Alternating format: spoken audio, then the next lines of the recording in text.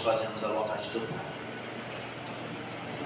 Minha garganta está um pouco prejudicada, mas, como eu sempre digo, eu vou continuar dizendo: nada pode calar uma adoradora. Aleluia! E eu sempre falo, com tosse, sem tosse, eu vou continuar pregando. Deus, Atos capítulo 16, versículo 25. Todos encontraram?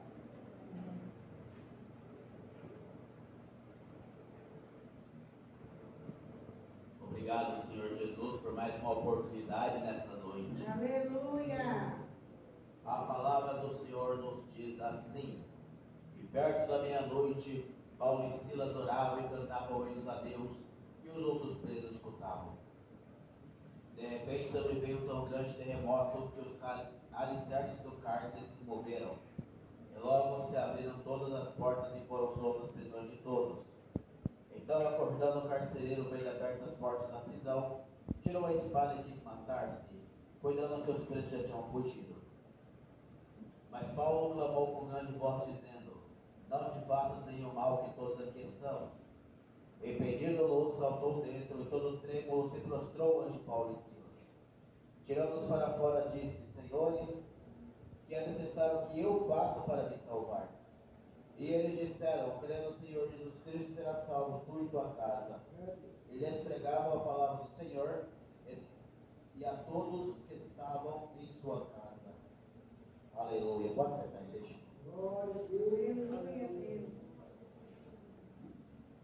Aleluia.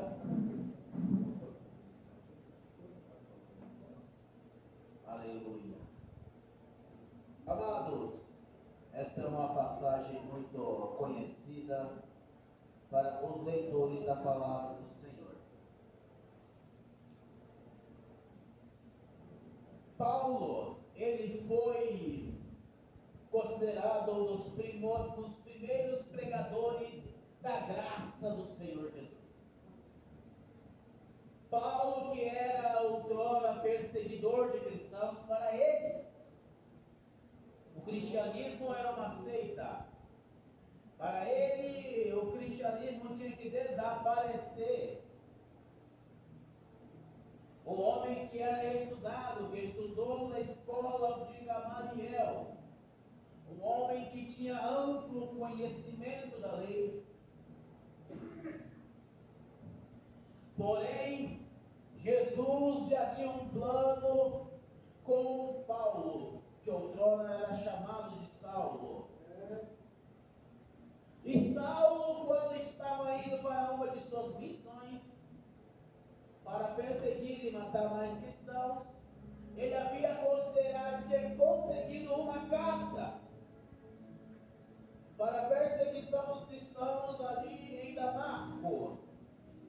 Mas no meio do caminho, ele teve a maior experiência da sua vida. Em Atos 9, a palavra do Senhor diz que sobreveio um grande clarão.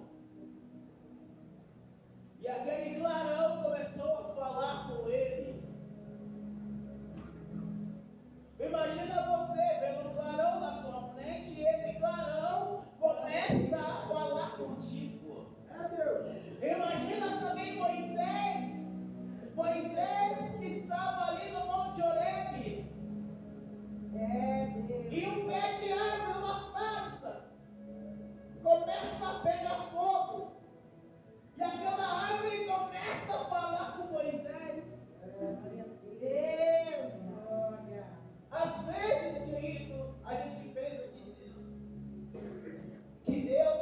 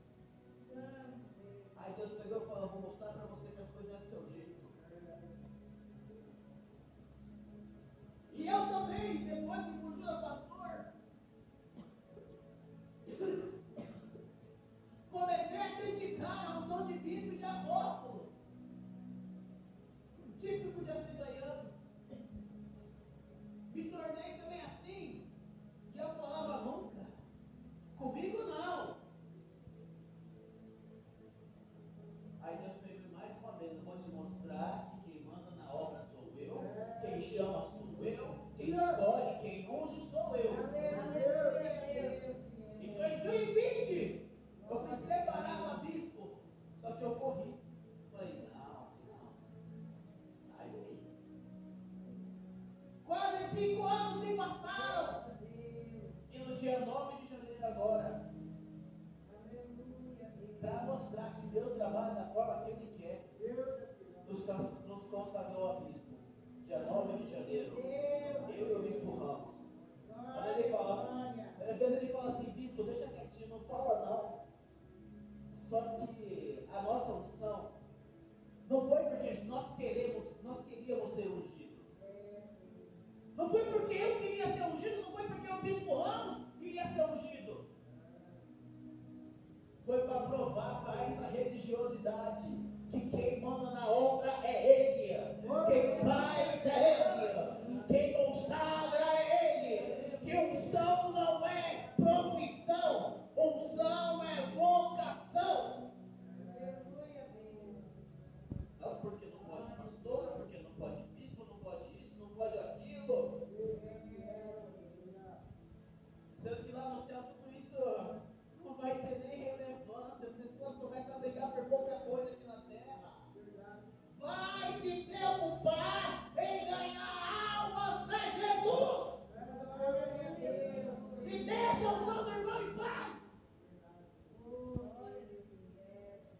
Saulo era assim, Saulo era religioso, Saulo era fariseu, Saulo estudava com Gamaliel nas melhores escolas.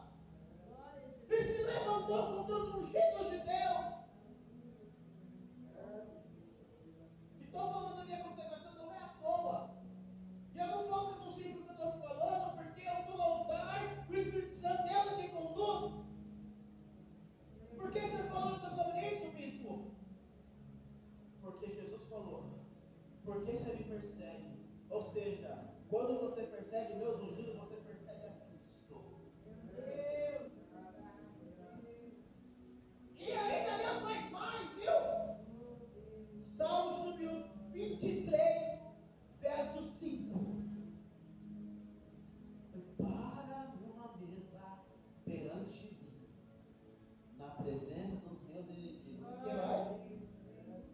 Unges a minha cabeça com óleo e o meu cálice transborda. Aleluia! O que eu quero dizer é que quando você se levanta contra a unção do irmão, você está se levantando contra Cristo, contra aquele que o chamou. Se tu teve uma desavença com o irmão, às vezes vai falar na vida do irmão, falar do homem, mas aí a pessoa começa a tocar na unção. Davi teve todas as chances de matar Saul, sim ou não? Só que Davi teve temor porque Saul ele era o ungido. Hoje em dia, o certo sendo errado, errado está sendo certo. E foi isso que aconteceu com Saulo. Jesus deixou ele cego por 3 dias para mostrar a cegueira espiritual, a escama que estava sobre seus olhos. E de repente, 3 dias depois, Deus fala com um profeta chamado Ananias. Homem de intimidade, o próprio Deus falando com ele. Ananias, eis-me aqui, Senhor. Eu tenho uma missão para você. Eis-me aqui, Senhor. Você vai numa rua chamada direita e vai.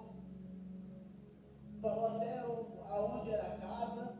Você vai orar por um homem que está cego. E este homem será curado. Ananias solícito. Falou, Senhor, amém. Eis-me aqui. Só uma curiosidade para eu não ficar procurando. Qual o nome desse homem? Seu nome é Saulo de Tarso. Aí Ananias pega e fala, Senhor, com todo respeito, o Senhor está querendo me matar? Esse homem não tem dor de matar o cristão. Tantos profetas morreram em suas mãos. Ai, que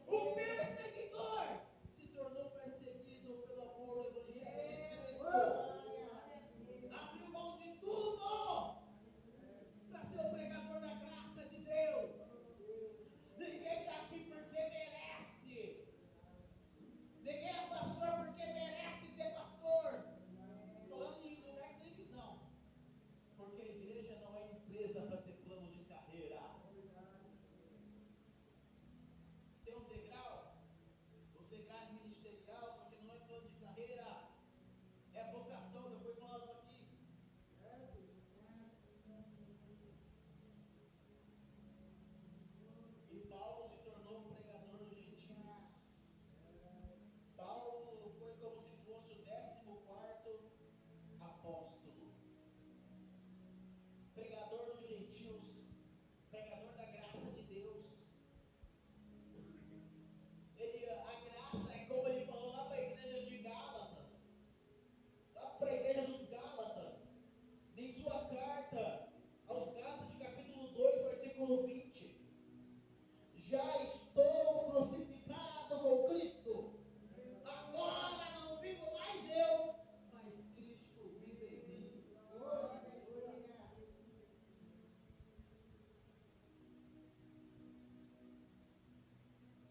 E Paulo andou com várias pessoas, teve perseguição pelos outros apóstolos. Andou com Pedro, andou com Silas, com Lucas, com Timóteo, com Barnabé. Aqui no capítulo 16, estava Paulo, Silas, Timóteo, que era discípulo de Paulo, e Lucas. Eu acredito que todos aqui devem saber que o autor do livro de Atos dos Apóstolos é o doutor Lucas. E ele estava junto.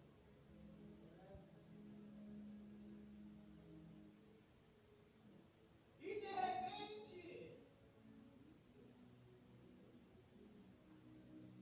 eles começaram a fazer a obra ali, foi bem recebido. De começo foi recebido numa casa, tudo bem, tudo legal. Aí, de repente, um pouco antes da onde que eu li de Atos Apóstolos 16, a partir do versículo 16, havia uma mulher no meio da multidão com espírito de adivinhação. Tem muito no meio das igrejas, tá? E quem tem visão do Espírito Santo sabe quando é de Deus e quando não é. Acredito, creio que Deus fala através de seus profetas em revelação e dom de profecia. Só que quem tem visão de Deus não vai ficar enganado. E ai daquele que tem a visão de Deus.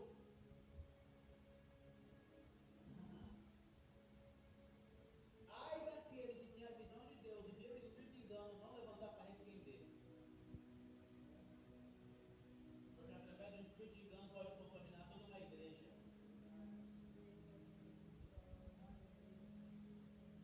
Porque às vezes nosso adversário vem com um sapatinho de algodão.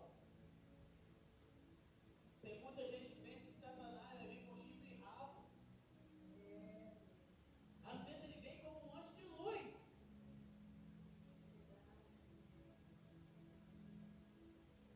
E chegou essa menina com espírito de adivinhação que dava lucro para o Senhor.